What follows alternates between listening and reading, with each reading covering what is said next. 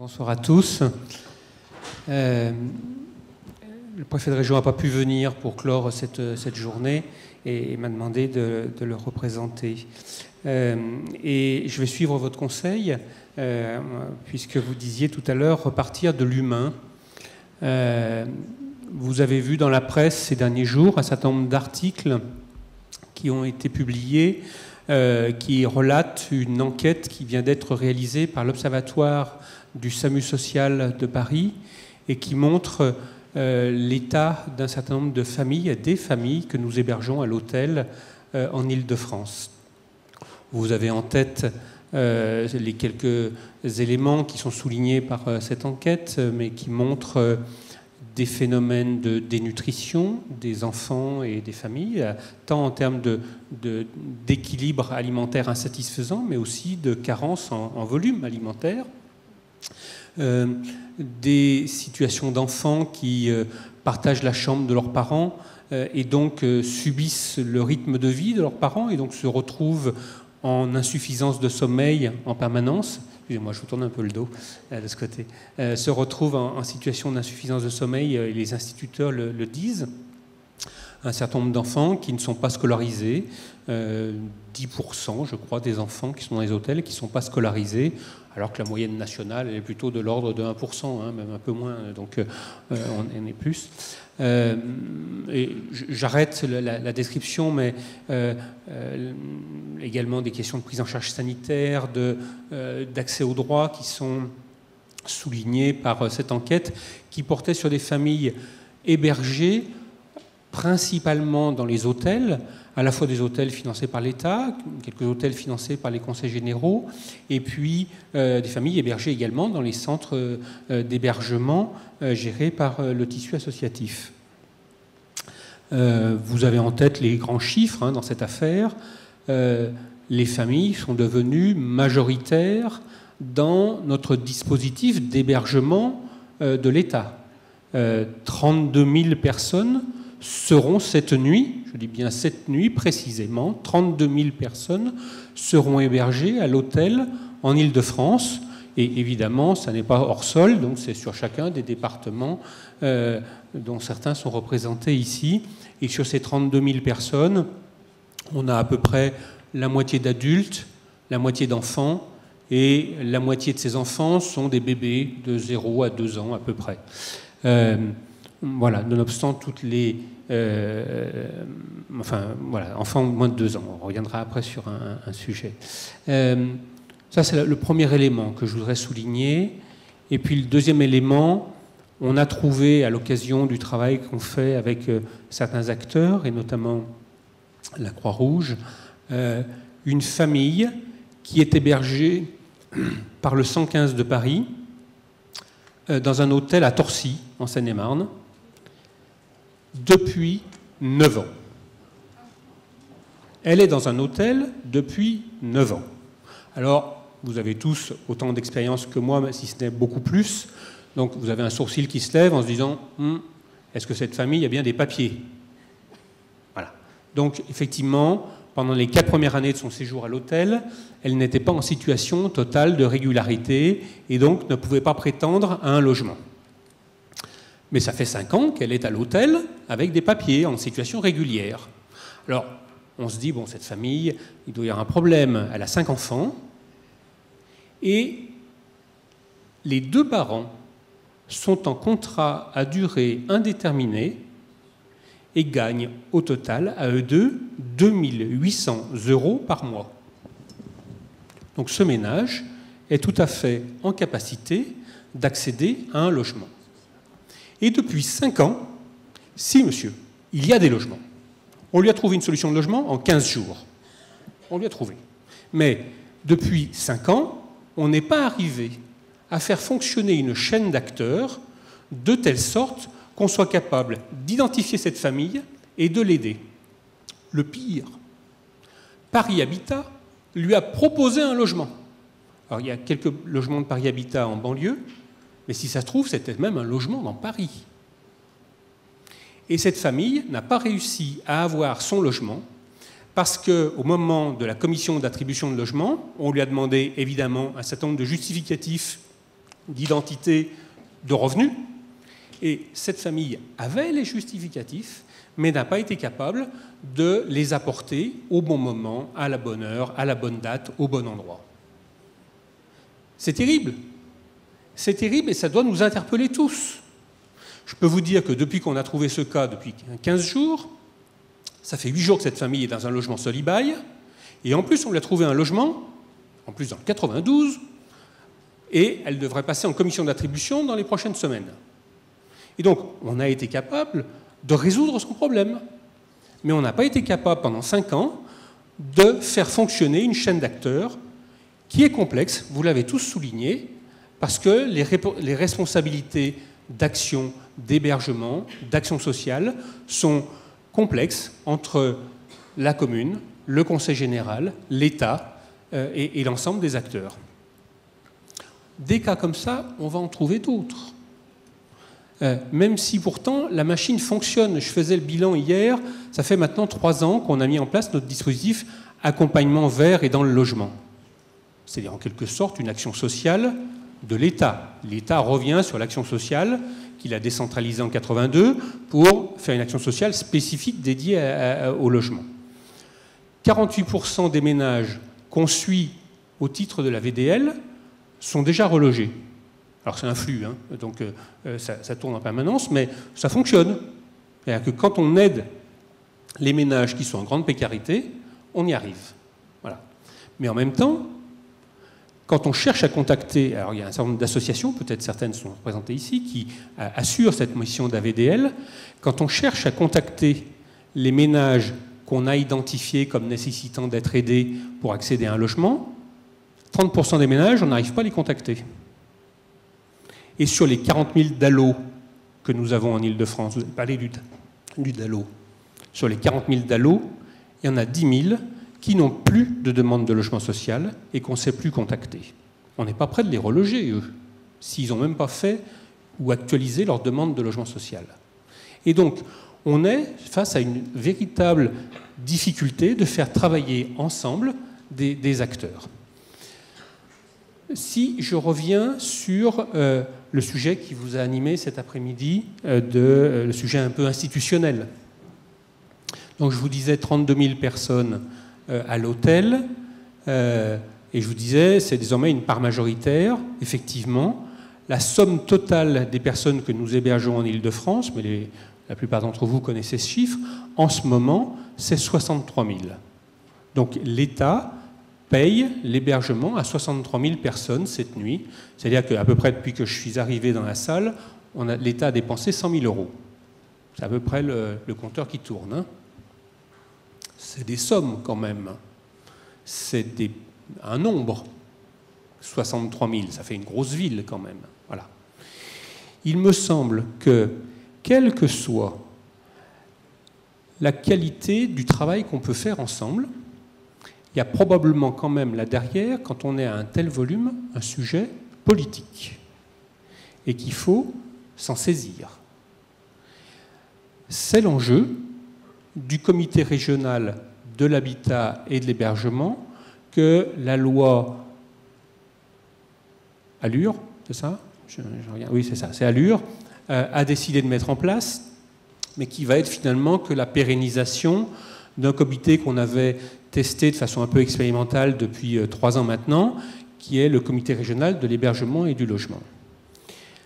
C'est une sorte de parlement du logement qu'on a élargi aux questions d'hébergement, et donc c'est là où l'ensemble des acteurs, le conseil régional qui devient coprésident avec l'État de ce comité, mais également les conseils généraux qui sont invités, mais également les communes et l'ensemble des acteurs que vous êtes, peuvent venir discuter de ces problématiques et tracer des perspectives d'action. Mais je redis, on peut améliorer encore, je pense, entre nous, entre techniciens, la machine, si je peux dire, la machine administrative qui fonctionne entre nous. Globalement, depuis la création de la DRIL, et je ne m'attribue pas le résultat, c'est une œuvre collective, on héberge, depuis la création de la DRIL, qui date de 2010, 33% de personnes en plus, avec seulement 25% de crédits en plus.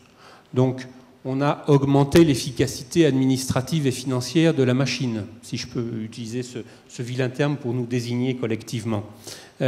Mais ça n'est pas à la mesure du problème.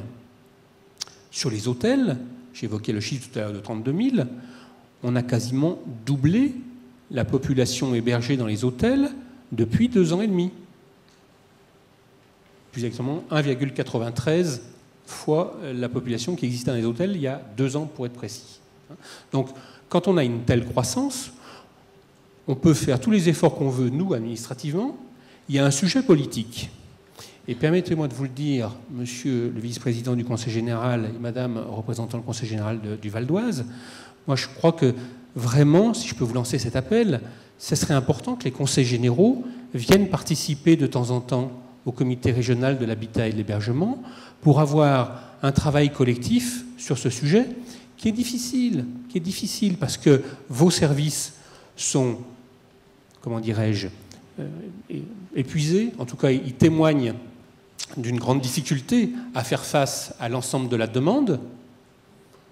Et cette demande croît. Alors, je crois qu'il faut aussi, sans polémique, arriver à dire clairement les choses. Sur la croissance des hôtels et sur le nombre de personnes qui sont dans les hôtels, il y en a à peu près la moitié qui sont en situation régulière, et donc l'autre moitié qui sont en situation irrégulière, ou bien ne sait pas, ou en voie de régularisation. On a là un sujet, et on sait bien qu'on a des positionnements d'acteurs assez différents, y compris au sein du tissu associatif, y compris aussi au sein des collectivités locales, sur la façon de prendre ou ne pas prendre en charge les personnes en situation irrégulière.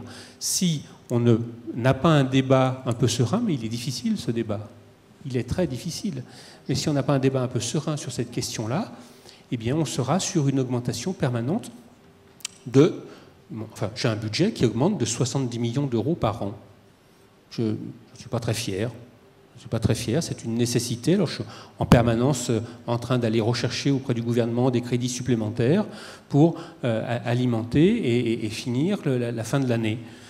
Je ne pense pas que, compte tenu de l'état de nos finances, on puisse raisonnablement, dans un contexte où toutes les finances sont resserrées, augmenter le budget de la DRIL de 70 millions d'euros chaque année. Et on fait ça fait au moins 3 ans qu'on est sur ce rythme, hein, donc c'est assez constant quand même comme progression. Voilà, donc on a un sujet politique et on a ce comité régional de l'habitat et de l'hébergement. Voyez-le comme un lieu, une opportunité d'avoir un débat politique et un lieu de transparence. On a sorti, vous évoquiez tout à l'heure la question de madame évoquait la Grande Couronne le sentiment parfois de certains départements de prendre plus que leur charge, plus que leur part dans la charge en termes d'action sociale ou d'hébergement. Alors, on est parti dans une logique de transparence, après avoir longtemps un peu caché les choses, je crois. Et donc, désormais, vous avez sur notre site internet des cartes qui représentent la charge d'hébergement rapportée au nombre d'habitants. Alors c'est un ratio extrêmement fruste, hein, c'est assez basique, mais ça permet en première analyse de pouvoir se mesurer sur qui prend une charge excessive, plus grande que les autres. Ça permet de se mesurer, de se comparer un peu et d'objectiver un peu les débats. Si je continue, pour finir, si vous voulez bien, on voit bien qu'on a un certain nombre de sujets qui sont devant nous. Je n'ai pas entendu, mais vous l'avez peut-être évoqué dans la journée, les schémas de domiciliation. Ça va être un sujet qu'on va avoir à traiter dans les prochains mois et qui est essentiel. Comment on domicilie, comment on se répartit la charge de la domiciliation, là aussi. Voilà un beau sujet et je pense que ça nécessite qu'on le regarde sur l'ensemble régional, en même temps qu'on le regarde territoire par territoire. Pour finir mon propos, vous avez évoqué, je crois que c'est vous, madame, l'incertitude sur l'avenir et l'incertitude liée à cette question institutionnelle. Et vous avez dit, je crois, on ne sait pas bien où est-ce qu'on en sera dans 5 ans. Alors, avec tout le côté péremptoire que vous commencez à me connaître, moi je vais vous répondre. Dans 5 ans, la DRIL sera encore là, et sera toujours en charge de financer l'hébergement et le logement. Alors évidemment, on peut encore changer les lois, on peut imaginer qu'il y aura encore de nouvelles lois, mais ça a toujours existé, qu'on puisse changer les lois. Mais en tout cas, dans le cadre législatif tel qu'il est prévu, y compris avec des amendements de l'article 12 de la loi MAPTAM qui sont en cours de discussion, on en sera toujours là. Et je m'explique. Oui, dans les prochaines semaines, on met en place ce comité régional de l'habitat et de l'hébergement qui a la responsabilité d'élaborer un schéma régional, donc de donner une vision globale des questions d'habitat et d'hébergement. Oui, le 1er janvier 2016, on a une métropole qui doit émerger et qui doit prendre un certain nombre de responsabilités. Il y a des débats en ce moment, vous l'avez vu dans la presse, sur la question de quelle part de responsabilité elle prend vis-à-vis des intercommunalités existantes de la commune. Je ne rentre pas dans ce débat, ce n'est pas mon propos, mais il y aura une métropole qui reprendra un certain nombre de compétences des communes. Cette métropole pourra, à partir du moment où elle est créée, ce qui va nécessiter quand même un peu de travail, vous en voyez l'enjeu d'une métropole de 6 millions d'habitants, va devoir élaborer un plan métropolitain de l'habitat et de l'hébergement, qui consiste tout simplement à se répartir le nombre de logements, le nombre d'hébergements sur l'ensemble du territoire et la façon dont on prend en charge ces populations d'une grande précarité. Je soupçonne que ça va être un sujet un petit peu difficile, qui va demander quelques semaines. Voilà. Permettez-moi d'imaginer que ça va prendre facilement 2 ans de travail quand même pour aboutir à un plan métropolitain, même si on sent bien que les élus ont envie de se saisir de ces sujets. Lorsqu'ils auront élaboré ce plan métropolitain, ils pourront effectivement demander une délégation à l'État de la compétence que la DRIL exerce aujourd'hui sur les champs à la fois logement, à la fois accès au logement, DALO et hébergement, c'est-à-dire le paquet complet. On a parlé de compétences insécables. Je suis assez satisfait, que cette compétence soit insécable, parce que c'est un tout, ça va pas, l'un ne va pas sans l'autre. Et deuxièmement, moi je suis heureux que des politiques puissent se saisir, des politiques locaux puissent se saisir encore mieux qu'ils ne le font aujourd'hui à travers leurs responsabilités de ces sujets. Mais ça veut dire qu'on n'aura pas de délégation de compétences avant 2018 au mieux. Voilà. Alors j'ai un peu exagéré en disant 5 ans, mais je pense que d'ici 2018, on sera dans le même dispositif. Et d'ici 2018, ce soir, nous avons des familles qui ont besoin de nous. Et donc, pour ce qui me concerne, la DRIL a été créée il y a 3 ans et demi. J'avais fait le projet de service à l'époque, quand j'étais en phase de préfiguration. On vient de le refaire avec cette idée que pendant les 3-4 ans qui viennent, on va devoir, dans un environnement institutionnel qui bougera peut-être, qui est peut-être encore un peu incertain, nous, on va devoir tenir et garantir la mise en œuvre des process, des financements, des structures qui fonctionnent aujourd'hui. Et donc on vient de se remettre en ligne pour garantir qu'on avancera et que ça ne sera pas 4 ans de points morts ou 4 ans de perdus. Accessoirement, et pour reprendre la question que vous posiez en grande couronne, on a, je pense, d'ici 4 ans, à finir des projets qu'on a commencé à construire de sorte qu'on puisse travailler sur une échelle qui englobe l'ensemble de la région. Je pense notamment à la question du fichier des demandeurs de logements sociaux. On l'a régionalisé, c'est une réussite. Je vous rappelle quand même d'où on vient. Il y a 3 ans, quand un demandeur de logement social de Melun voulait, excusez-moi cette idée, cet exemple saugrenu, demander un logement social à Cergy-Pontoise, le maire de Cergy-Pontoise ne voyait pas dans son radar le demandeur de logement social de Melun. Or, 20% de nos concitoyens qui sont demandeurs de logement social, 80% veulent un logement dans la commune qu'ils habitent, mais 20%, pour un certain nombre de raisons tout à fait légitimes, veulent changer de commune parce qu'ils veulent se rapprocher de leur emploi, etc. Et donc, ça, c'est réglé, c'est fait, on a régionalisé cette affaire-là, et donc maintenant, tous les maires ont une visibilité complète des demandeurs de logements sociaux qui s'expriment sur leur territoire. On a d'autres chantiers devant nous sur encore la demande de logement social pour la mettre en ligne directement. Et je pense plus directement à ce qui nous concerne, sur les systèmes informatiques dont on peut disposer entre les SIAO et entre les structures d'hébergement pour partager notre compréhension des situations sociales, avec bien sûr le respect du secret professionnel des travailleurs sociaux, qui est important, mais qu'on puisse partager des situations de telle sorte que le ménage qui est solvable, qui peut accéder à un logement, qui est pris en charge par le 115 de Paris, mais qui est hébergé à Torcy, puisse avoir une proposition de logement dans de meilleurs délais que 5 ans ou 9 ans si on prend la totalité. Voilà un peu, me semble-t-il, les enjeux et les perspectives de travail qu'on a devant nous.